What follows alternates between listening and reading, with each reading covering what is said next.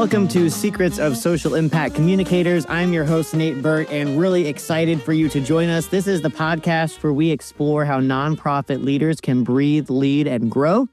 I am your host, Nate, founder of Silver Maple Strategies, and again, great to have you with us today. Today's conversation is one I'm very excited about. Sheila Voss is Senior Vice President of Communications at Good Food Institute. Full disclosure, GFI has been a client, and I've enjoyed working with Sheila and her team. With my background in agriculture, finding new ways to think about how to support farmers, how to support the food system. So I think you're going to get a lot out of this, whether you are in food and ag or completely outside of those industries. Sheila's going to be talking a lot about complex systems change, about the value of building community with people that maybe on the surface it feels like we are, if not enemies, then maybe we're on the different sides of this equation, when in fact we actually have a lot more in common than we realize, and realizing that and leaning into that can result in really positive changes no matter where you sit on the political spectrum, no matter what you do for a living, etc. So I love that. If you are looking for help or support as you're finalizing strategic plans, or maybe you're starting to implement a new or existing strategic plan, I highly recommend checking out the free nonprofit resilience quiz on our website. You can go to www.silvermaplestrategies.com, hover your mouse over the resources section, and look for the nonprofit resilience quiz. It's a really brief assessment. It's about 2 minutes or less. You'll get a custom report in your inbox with 3 recommended action steps customized to your specific situation, along with a score. We found it's a great way to align and really just get a gut check on sort of where you sit, what you're thinking in your head, and what the data says. Again, this is not a exhaustive, comprehensive, quantitative assessment by any means, but it is a nice talking point or an anchor for a future team meeting, a strategy session with your board, etc. I actually had a nonprofit leader reach out recently on LinkedIn to say, this is pretty doggone spot on. So I was excited by that. I hope it can be helpful to you. Again, it's completely free on our website. So with that, without further ado, here is my conversation with Sheila Voss, Senior Vice President at Good Food Institute. All right, well, welcome back to Secrets of Social Impact Communicators. I'm Nate Birt, and I'm really excited today to host Sheila Voss, who is Senior Vice President of Communications at Good Food Institute. Sheila, thanks so much for being here. My pleasure. So I wonder, Sheila, if you could start off by telling us a little bit about yourself and Good Food Institute, what it is that you do personally and what the organization focuses on. You too. And thanks, Nate, again, for the invite. Always a pleasure to talk with you. So I'm Sheila Voss. I serve as the Senior Vice President of Communications for the Good Food Institute, GFI. GFI is a nonprofit think tank as well as a global network of organizations. So I'm based on the U.S.-based team of GFI, but we also have a network of teams around the world. We have GFI Brazil, GFI Europe, GFI India, GFI Israel, GFI APAC, GFI Japan. So I get to work with a brilliant network of colleagues around the world who are collectively, we are a group of scientists, policy specialists, industry engagement specialists, communicators, and others who are working to diversify protein production, basically, through science, through policy engagement, and through industry engagement, in order to feed the billions of people around the world who love and demand meat. And the UN predicts meat demand is going up and will continue to go up and up. So to sustainably produce meat and seafood and other protein in ways that use less water, use less land, cause less emissions, and have an overall lighter footprint, contribute to greater public health, and a broad range of other public benefits. So we are focused, similar to other transitions underway regarding clean energy, regarding green transportation grids. We see that food and agriculture, which is already looking at, and has been for a long time, looking at ways to feed more with less resources. We see this as part of that work. And meat production, protein production is central because of the resources that it takes and because demand, again, is soaring. So I'm so pleased and humbled to be with this group of people doing this work because it's timely, it's urgent, and it's essential if we want to figure out how to feed billions of people sustainably. Sure. Well, thank you so much for sharing that background and your clear passion for the work that you're doing in this space, Sheila. I wonder if you could talk a little bit about like stepping back just from GFI for a moment. I promise we'll come back to that. What led you down the journey of sort of purpose-driven work and what excites you about what you get to do every day? I love this question. So a little bit more about me. I already shared that I'm based on the US team. I'm actually based in the Midwest, so similar to you, not too far from you. I'm in Illinois, but in the St. Louis area, in a town called Edwardsville, Illinois, married into a farming family and have been living here in the Midwest for over half my life. And for the bulk of my career before joining GFI, I've been at GFI for exactly 5 years this month. Congrats. Thanks. It's one of those milestones which feels both, I feel like I've been there longer than that as well as shorter than that at the same time, if that makes sense. Because it's such an intense organization with such a hard mission, but I feel like I'm learning something new every single day, which is, I think, a great thing. I love it, yeah. I digress. I'm based here in the Midwest, but my background, my professional background, before coming to GFI 5 years ago, I spent my entire professional career in the fields of biodiversity conservation and environmental education. So I worked for 15 years for Bush Entertainment Corporation, which was a network of zoological organizations around the world, zoos and aquariums. And in those roles, I was working as their head of education and conservation. I launched a conservation fund that was all focused on making small grants to species research, wildlife rescue, ecosystem restoration, and environmental education writ large.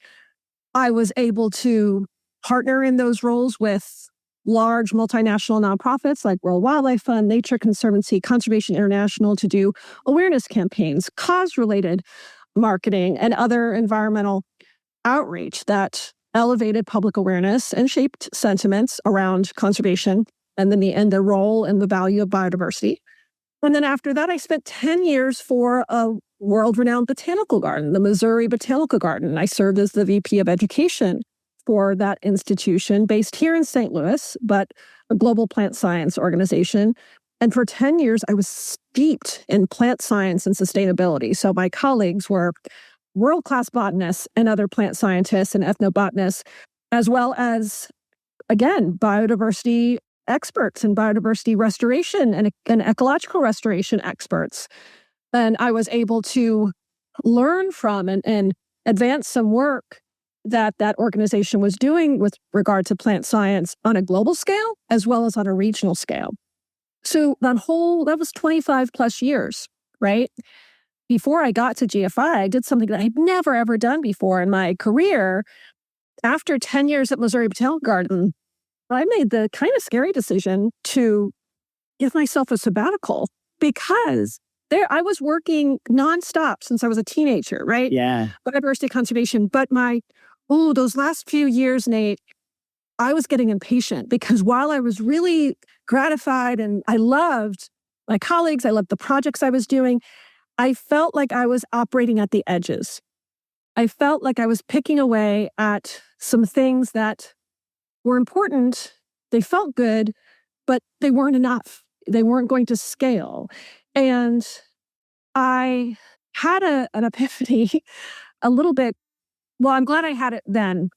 I had an epiphany that if I was going to, whatever my what next was going to be, after this self-assigned sabbatical, whatever my what next was going to be, I wanted it to still advance biodiversity, but on a global scale. And I also knew that in order to do that, I needed to focus on food and agriculture because one cannot be serious about biodiversity unless you are serious about agriculture.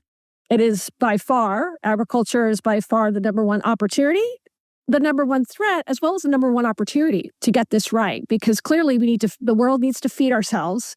We need agriculture. The world runs on it. We're reliant on it. But humanity needs to figure out how to decouple food production from a whole set of environmental harms and social harms. And until we figure that out, we're all going to be at the edges. So those were some of the things that were literally keeping me up at night. And so that's sort of my backstory of how I got to this point where I was like, okay, I need to give myself a break here and figure out what my what next is.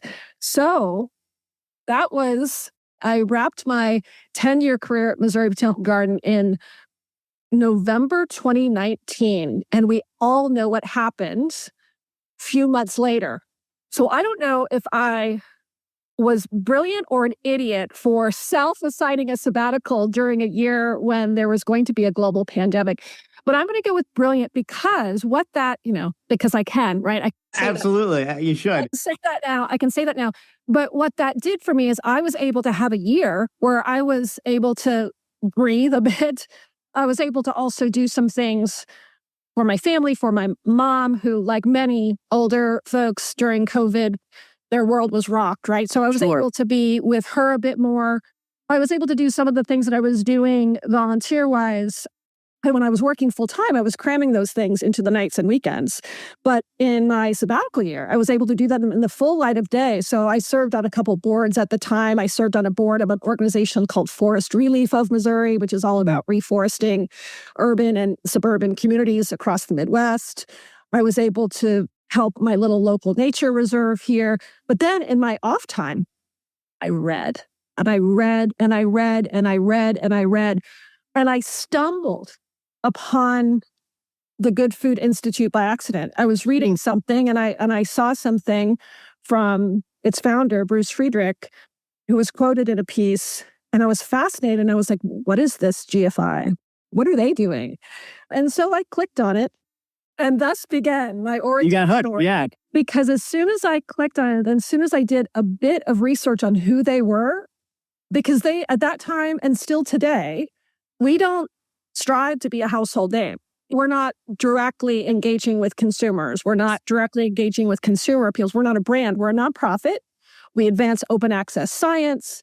We help advocate for policy solutions, help engage industry, but we're not selling anything. We're trying to help an entire set of solutions via alternative proteins, which I know we'll get to in a little bit. Yes. Advance and be something that are part of our food choices and are part of our food reality.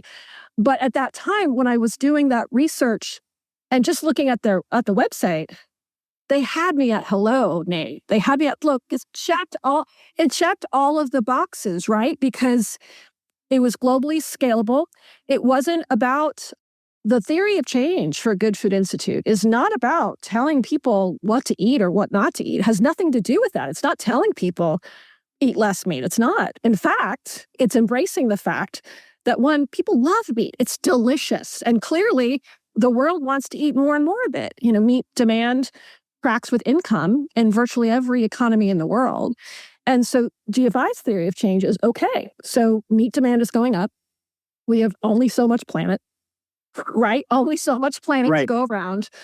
So what is a way to meet that growing global demand for meat and seafood in ways that have a far lighter footprint, don't contribute to antibiotic resistance, don't contribute to pandemic or zoonotic disease, which can lead to pandemics, increase food security, help with climate goals, biodiversity goals, et cetera. So when I was looking at that and seeing the approach that they were taking and seeing how science-driven they were and how global they were, oh gosh darn, I had to throw my hat in the ring. And luckily, the stars aligned and there was a opening that matched my skill set. And then my journey began 5 years ago this month.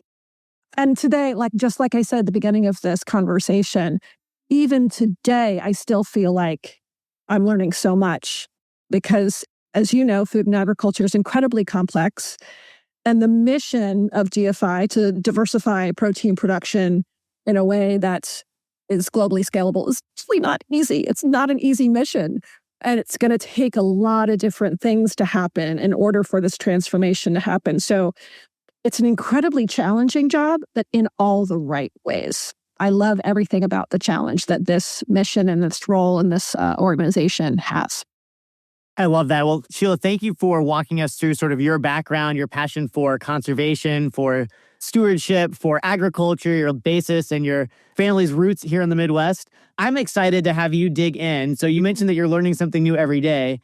Having said that, you are also a teacher because I know you've taught me a thing or two about alternative protein, right? What is it? How does it fit into our food system, or what could that look like in the future? So I want you to assume that me and my audience know next to nothing about alternative proteins. At a 10,000 foot view, what are we talking about when we say alternative protein? Why does that matter in this conversation about making change in food and on working lands? Sure. And I really appreciate this question because, it isn't a household term that a lot of people are familiar with, nor would they even know the backstory of why it's needed in the first place. So I really appreciate the spirit of the question. So at the most basic level, alternative proteins, what we're talking about is meat made from plants, cultivated from animal cells, or produced via fermentation. And when I say meat in that context, I'm using it as shorthand for meat, seafood. Of course, there's also eggs and dairy, but for the most part, my organization, GFI, really focuses on meat and seafood because of the impacts that the production of those foods have on the planet, on people.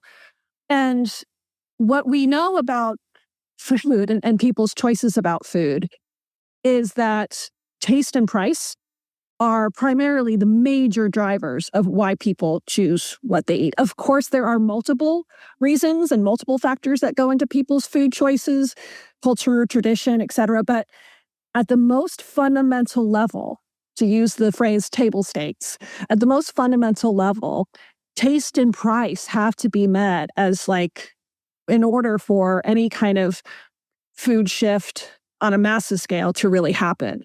So what my organization does is, again, through the areas of science and research, through the areas of policy advocacy and a fair competitive landscape to allow these products to really compete, and also through all sorts of industry engagement from startups and entrepreneurs to some of the biggest food companies and meat companies in the world, engaging them about what these products are, that they can be ways to meet growing global demand, but in more efficient ways, in more sustainable ways, and in ways that actually help not only the bottom line of a company, but also that triple bottom line that we hear so much about in terms of environmental and social impacts, and what it will take from all of us across the public sector and the private sector and the civil society sector to do in order to create an environment in which these foods can be affordable, they can be accessible,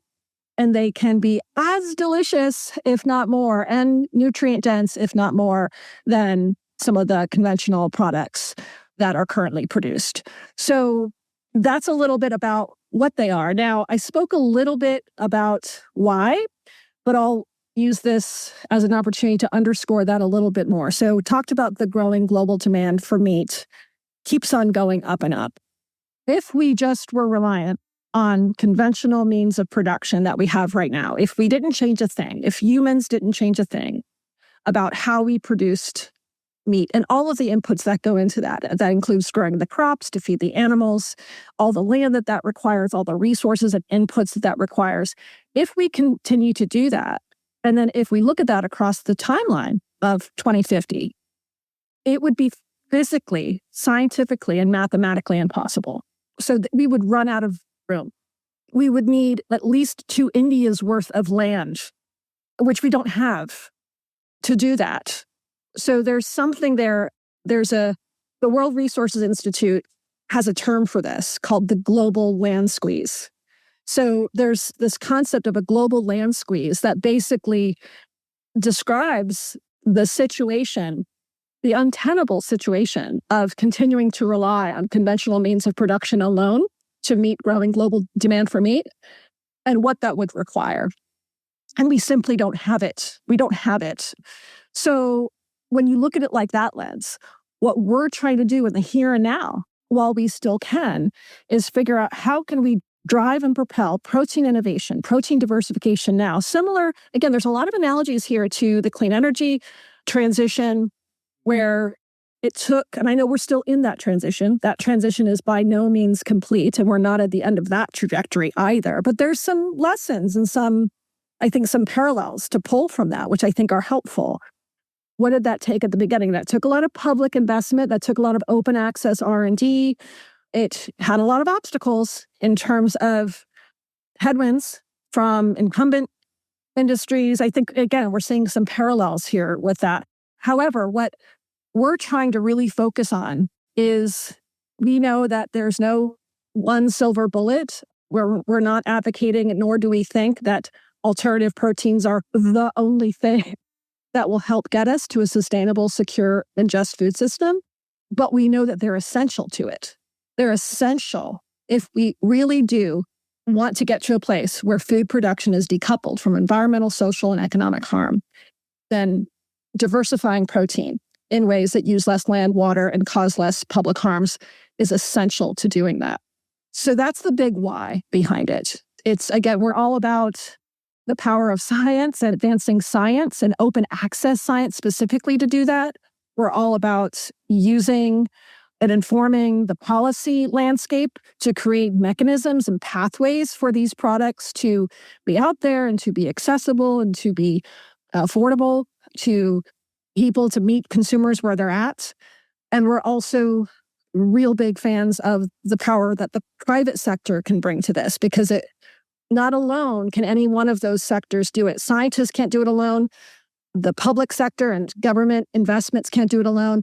The private sector can't do it alone. But if all those levers, if all of those landscapes can collectively figure out ways to diversify protein production such that more people can enjoy foods that they want to eat, but made in ways that enable more life to thrive, that then will be a scenario, a future scenario that benefits all and doesn't leave anyone behind and doesn't kind of gets us out of this zero-sum game that I think we're in right now.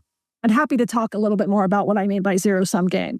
Thank you, Sheila, for that context, helping us understand sort of how GFI fits in, where you see the opportunity in terms of protein diversification having positive ripple effects in many aspects of everyday human existence.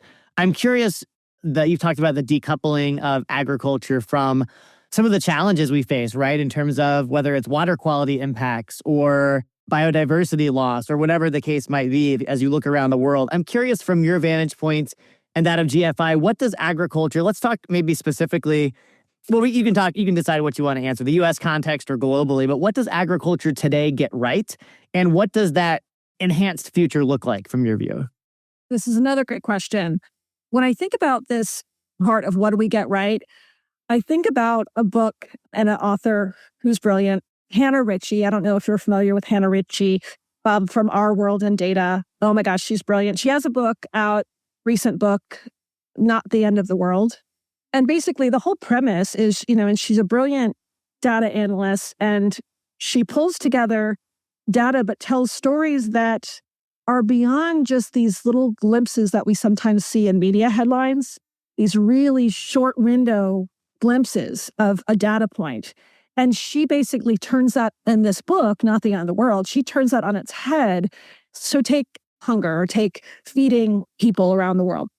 One could look at it, and sometimes if you just look at the media landscape, you could look at that and you could determine or conclude that, things are getting worse. But the data that she shows is actually over time, no, we've actually gotten better. We've gotten better. We're going in the right direction.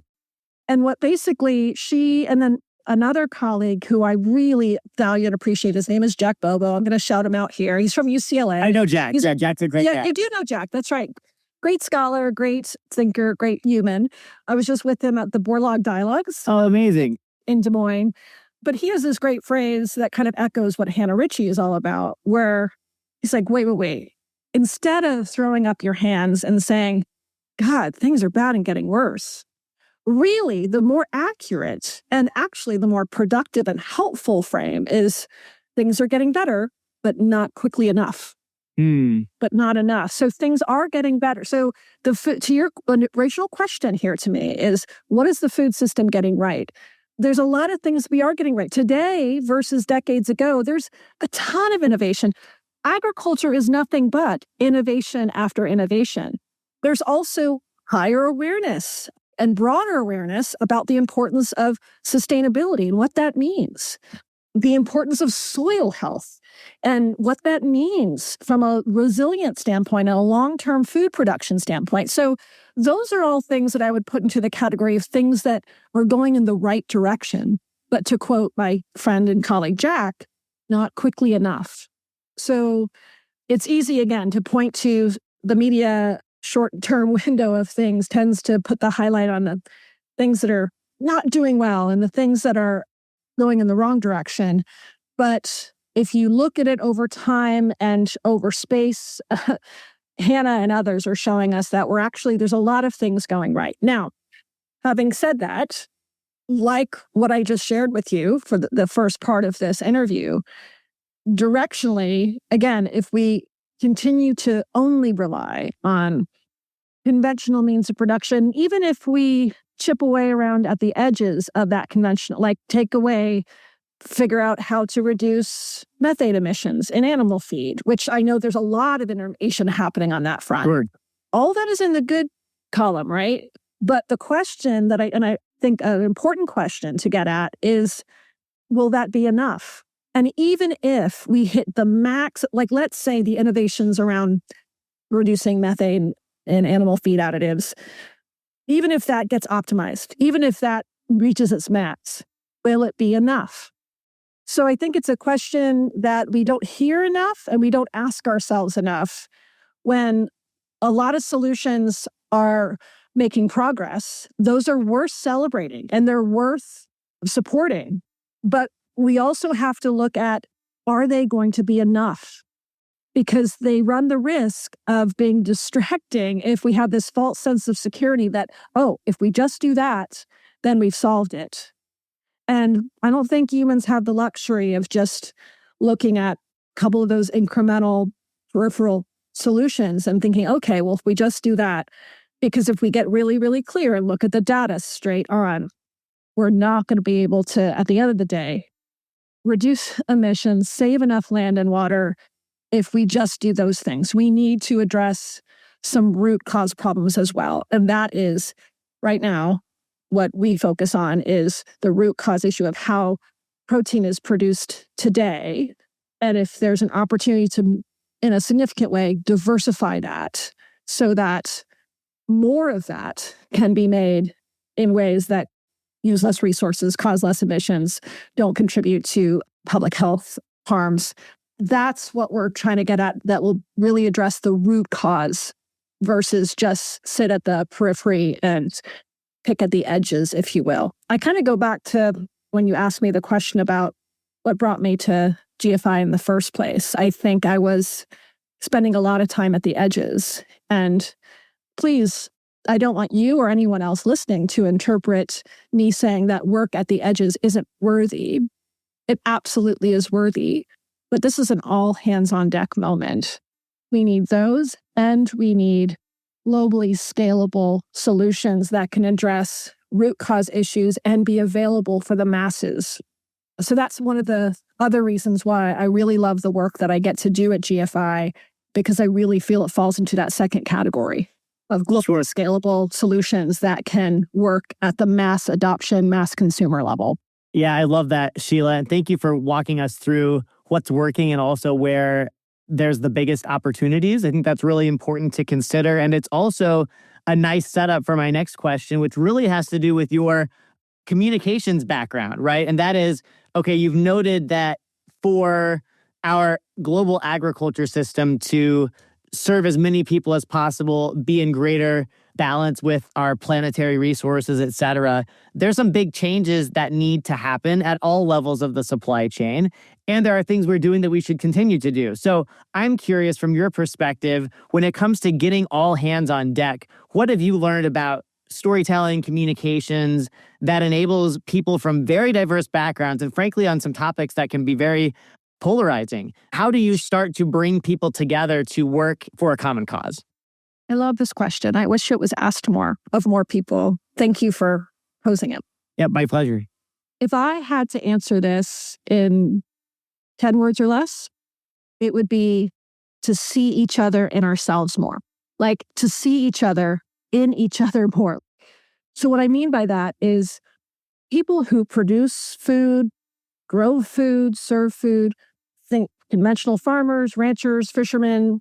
Also think alternative protein innovators, chefs, food justice advocates, and anyone else who gets food to people's plates. All of these people have jobs in common. If we can see ourselves in each other more, I think that would go a long way. Right now, we're not seeing ourselves in each other. We're seeing those different people that I just mentioned, those different roles. I think from my observation is there's a lot of perceptions of other, like, oh, those are not our community. And in ways, those are people acting in opposition to us. Absolutely. Right. So to your point of polarization. So, but when you zoom out for every single one of them, whether you're an alt protein food innovator or a rancher or a fisherman, for every single one of them, food basically equals livelihood. Food equals identity. Food equals pride. Food equals a strong sense of purpose for every single one of them. Food for many of them equals community and connection with others. Food equals, I'm going to get cheesy here for a second, but please allow me to. Food equals love for people and places that they care about. Again, think farmers, ranchers, fishermen, chefs, food justice advocates, an innovator who's right now at this very moment in a facility trying to figure out how to make a delicious plant-based meat that meets people where they're at, that's delicious, that's nutrient rich, but that uses less resources. That's love. That's a same motivation that a farmer has who's feeling really proud and gratified of what they're doing every day to not only put food on their own family's plate, but for their community, for their region. So there's a lot of similarities there. And I would love it. I think, again, if we can see ourselves in each other more, it would go a long way. And I think that when it comes to sustainably producing protein to meet growing global demand, those commonalities can be a super strength. Versus right now, I think they are a weakness because they keep us at our corners. Right. But I think they can be a super strength because if we can see those commonalities in each other, there can be a mindset shift that can happen over time where it can lead to more, okay, let's get more shared wins, which is way more energizing and fun than polarization, right? Like way more energizing. So polarization is the opposite of fun and energizing. So I mentioned the Borlaug dialogues a few moments ago, and at that event this past year, funnily enough, the analogy of baseball came up a lot. Oh, interesting. I know. Analogy of baseball came up on a lot of people's comments. And so I'm going to use that analogy here because the mindset shift that I'm talking about like more shared wins, basically, that's not about seeing ourselves on different teams competing against each other, but instead on the same team, all trying to feed and nourish more people in vastly more sustainable ways. So to use that baseball analogy even further, if you think of conventional meat production being like the major league team right now, you could think of all protein innovators as the farm team that like up and coming, right? Not major league yet, but still young, but emerging talent that's ready to get up to bat, but on the same dang team, right? Not I like that. opposing team on the same, and what they're, the opponent, I mean, I don't want to butcher this analogy, and right? I don't want to butcher it, but the opponent isn't each other. The opponent, if you will, is trying to feed the world in ways that the planet to still thrive, right? So there was something about that really struck me that, gosh, do we need to figure that out? Gosh, do we need to see ourselves in each other? We need to see ourselves on the same team because we're all trying to feed people and we're all trying to do it in the kindest way, in the lightest way, in the most efficient way. And we're motivated by that. That's a shared motivation. And I think that can be a super strength. I love that, Sheila. And I'm definitely going to borrow the baseball analogy because I wholeheartedly concur as someone who's worked in agriculture here in the U.S. for 13 plus years, the adversarial piece. And again, I think this is true of any industry. It is, I think, especially acute when you have you mentioned farm families that have been doing this for decades. You have new innovations that maybe seem to threaten conventional norms or production systems and so forth. And there is a lot of complexity. And I'm glad you mentioned love and like these emotions that are central to food for any human being, regardless of where you sit on the political spectrum or what you do for a living. I think there is a tremendous need to get back to our roots in many ways. And part of that is just recognizing our shared humanity and our shared goal of like taking care and nurturing people. So thank you for that. That's awesome. I wonder if you can talk a little bit about maybe a big initiative or two of GFI currently that are getting you energized, sort of to give us maybe more to sink our teeth into in terms of like what the day-to-day looks like for GFI. How are you advancing this work? I love this question. And I know that this is a time-limited podcast. I'll cherry pick from here on out. Yeah. No. So two that come to mind that I love talking about and bragging about. And again, please know, and for those listening, please know that, again, GFI is not striving to be a household name. We don't have consumer campaign appeals that are part of our DNA. But we do love working with, connecting, and championing the work of scientists and researchers and also students, as well as people on the ground in the policy landscape, in the private sector landscape, and across the philanthropic sector too, to see themselves in this work. So the two examples that I want to uplift here, one is in addition to being a nonprofit ourselves, we are also a grantor. We make grants, we make research grants, competitive research grants, all of which are go to open access science. So again, this is pre-competitive. So not most of the R&D that happens in industry is happening behind IP limitations, but we're all about open access. Everything that we do on the scientific front and every other front is to help lift all boats, right? So our competitive research grant program continues to grow. We've made grants to so many researchers around the world that are really focused on the most important research priorities that will help address taste and price parity of these foods, as well as help get the cost of production down, lower the environmental footprint. So the fact that we have these focused research grants going to the most important and high priority white spaces, if you will, which is a fancy science word for just the gaps of what's not being funded and what really needs to get funded in order for these products to scale, to meet and be adopted at a mainstream level. But in addition to our research that we do, we also are pursuing research partnerships. So, with some of the we have a program or a partnership right now underway with the Foundation for Food and Agricultural Research. We did a joint workshop with them this summer where we were able to convene scientists and innovators from across academia and the private sector, all around ingredient innovation around plant-based and fermentation-enabled protein. So GFI did that with the Foundation for Food and Agricultural Research. Awesome. Which says to us, okay, the more that we can get this type of research on the radars of entities like that, as well as with universities and research centers around the world who are now incorporating alternative proteins into their own research agendas. So our scientists, which basically for GFI, if there's about 240 of us around the world right now, about half of those are scientists, right? So about half of those are scientists. So our science and technology teams are working with scientific agencies and research institutions and universities and academic centers of innovation to ensure that this type of research and protein innovation is not only on their radar, but getting actual support and research dollars funneled.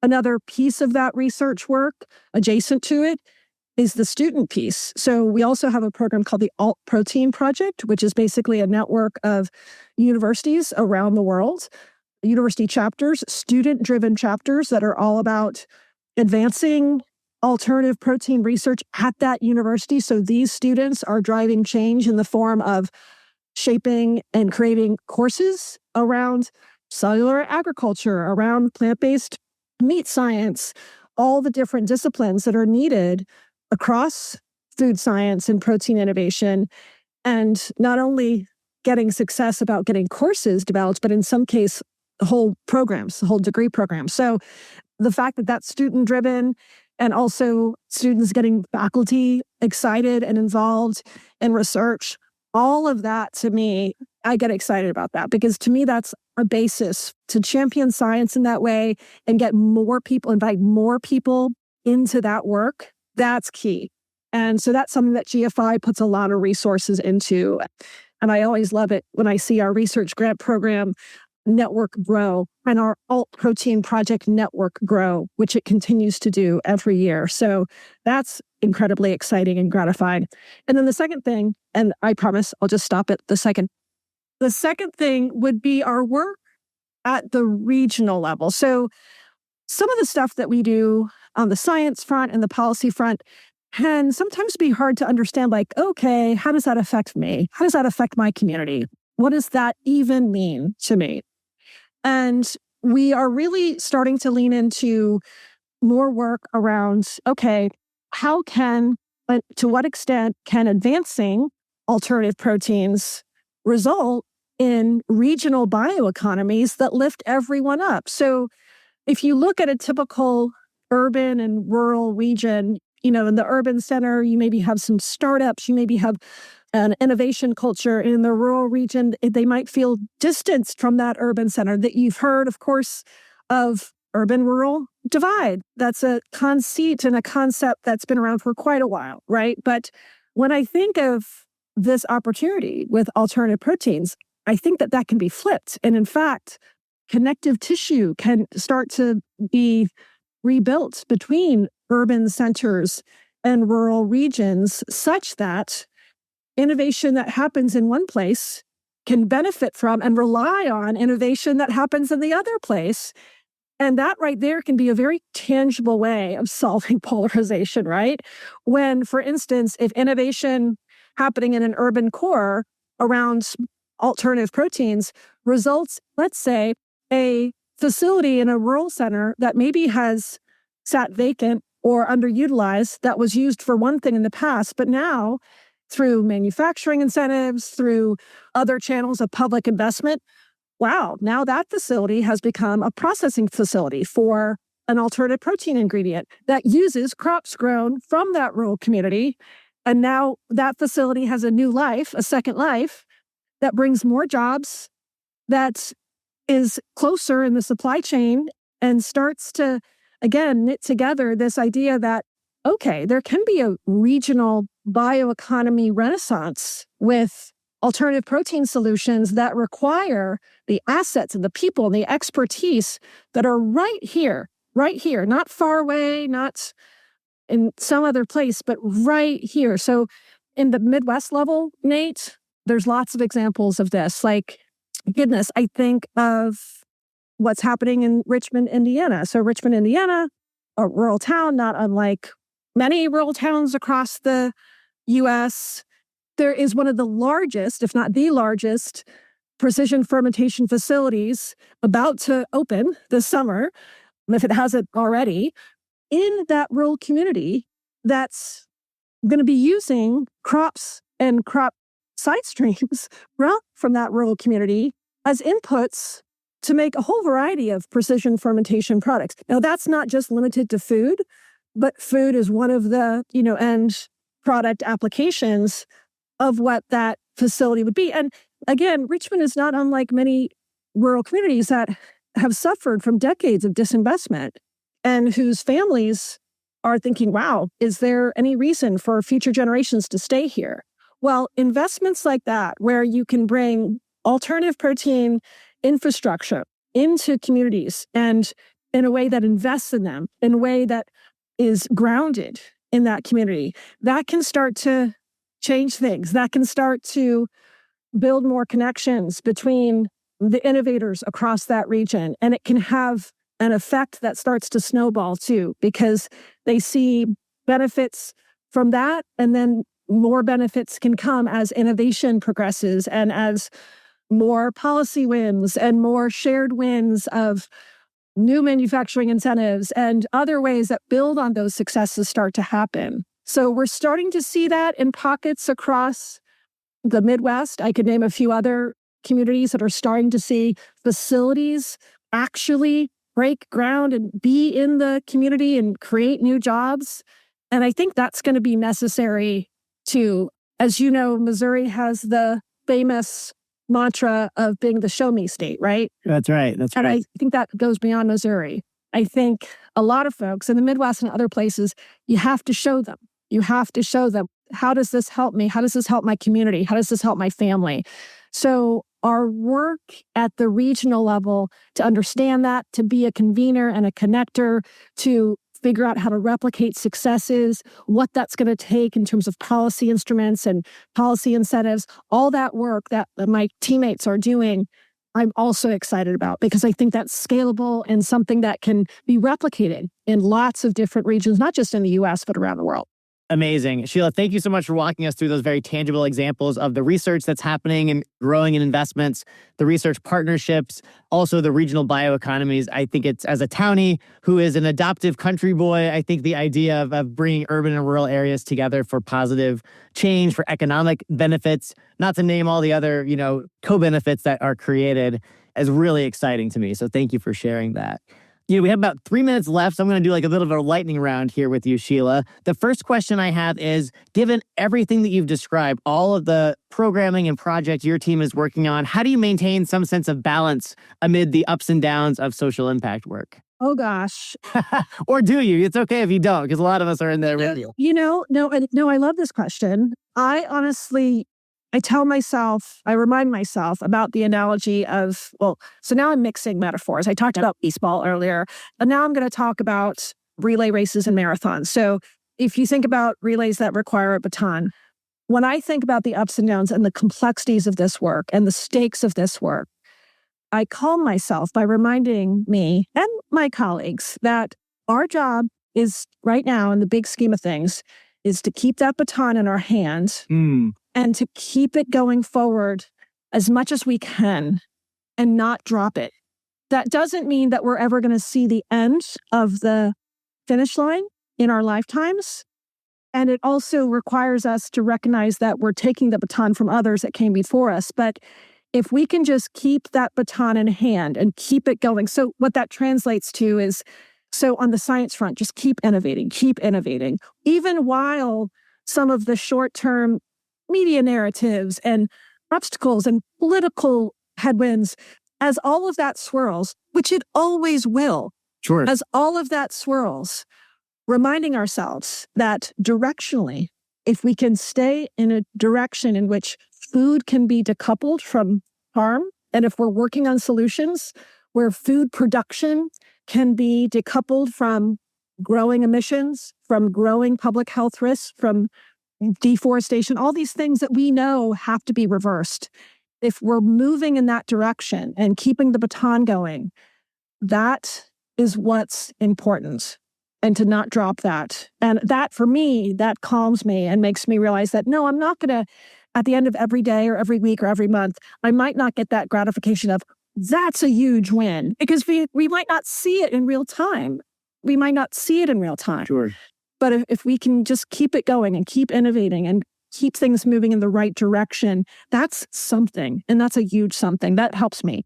I think that's so powerful. I love that analogy of keeping the baton in the air, moving forward, and also having the vulnerability or the realism to recognize that, look, this is a big change. We may not see all of those giant wins unfold while we're still here, but we've kept the momentum going. Sheila, as you look back, when people look back on your life and contributions, what do you hope they say about you? Oh, God, this question.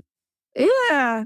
Well, on a personal front, pretty simple. I hope I can earn the reputation of being kind of nerdy and easily excited. If this interview wasn't proof, right? I get nerdy and easily excited about things. I'm always curious. I love that trait. I want to keep that trait till the day I die. And then just generally helpful. I just want to be helpful. Like on a personal front, that's about it.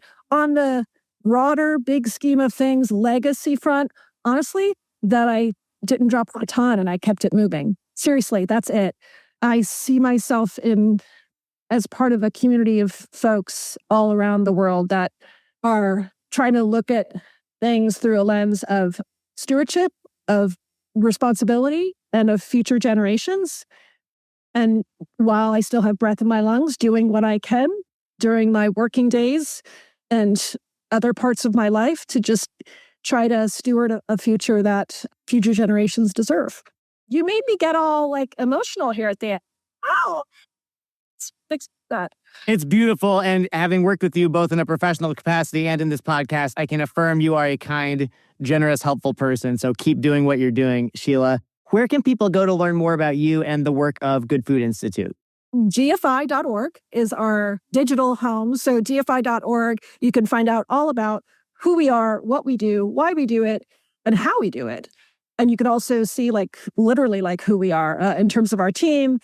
You'll also have a great global map there of where we are around the world. So that's a good go-to for anything about not only our organization, Good Food Institute, but also about alternative proteins writ large. About me, I love getting connections on LinkedIn. LinkedIn, I think, is a great platform. I found it a really helpful one, too. Some other social platforms, not so much. But these days, I really value the connection with peers and colleagues and people that are just, again, curious and learning and wanting to connect. And in a fast-paced world where we don't a lot of times get a chance to connect in person, I find LinkedIn to be a really good, healthy place these days to just stay connected and informed and learn from each other. So LinkedIn, I'm on LinkedIn. Amazing. Sheila, thank you so much. Sheila Voss is Senior Vice President of Communications at Good Food Institute. Thank you so much again. It was a pleasure speaking with you. Oh, gosh. Thank you, Nate. Always a pleasure. Thank you also for what you do every day. I really appreciated this opportunity to speak with you. It's my great pleasure. Likewise, Sheila. I'll talk to you later. Bye-bye. All right. Bye. Well, I want to give a big thank you to Sheila Voss at Good Food Institute for spending time with me and with us today. I hope you got something out of this. I loved what Sheila had to share. In many ways, I really appreciated her analogy of this kind of work. And again, many nonprofit leaders, maybe you can relate to this. The work you're doing is really holding up that baton in the marathon, right? You may never see all of the outcomes of your work realized. And in fact, if you did, you probably would be trying to say, what do we do next, right? Look, there are big challenges in the world. There are big opportunities to serve. And we all want to make really big, meaningful progress in our lifetime. And the reality is, at the same time, these are systems level changes that we're talking about, right? It takes building trust. It takes using and leveraging innovation. It requires human strategic thinking, human judgment. And so the world can be crazy right now, and it can seem especially crazy when we factor in new tools and innovations like artificial intelligence, which bring, in some ways, many great benefits, and in other ways, potentially really existential challenges or questions about purpose and meaning, having a job or not having a job, or environmental stewardship or impact on various local communities. And so regardless of where you sit on the spectrum with AI or really any issue in life, my hope is that you take from this conversation that there are things in the world right now that are working well. There are opportunities to grow and improve. And if we just recognized more often that we are on the same team, we could do so much more together. And so I want to leave that with you. I want to thank Sheila for those insights, encourage you to check out information about her and Good Food Institute. And also, don't forget the Nonprofit Resilience Quiz on our website. Again, go to www.silvermaplestrategies.com. Almost forgot our website there for a moment. Check out the resources section. Look for the quiz. Take that. It'll take about 2 minutes. It'll get you lots of free resources and insights to guide as we're recording this in late 2025. I think this episode airs late 25, early 2026. So let this be a resource on your journey. Best wishes to all of you. Remember that social impact work is soul work. Lead like you live. Until next time, I'm Nate. Thanks so much, everyone. Talk to you soon. Bye-bye.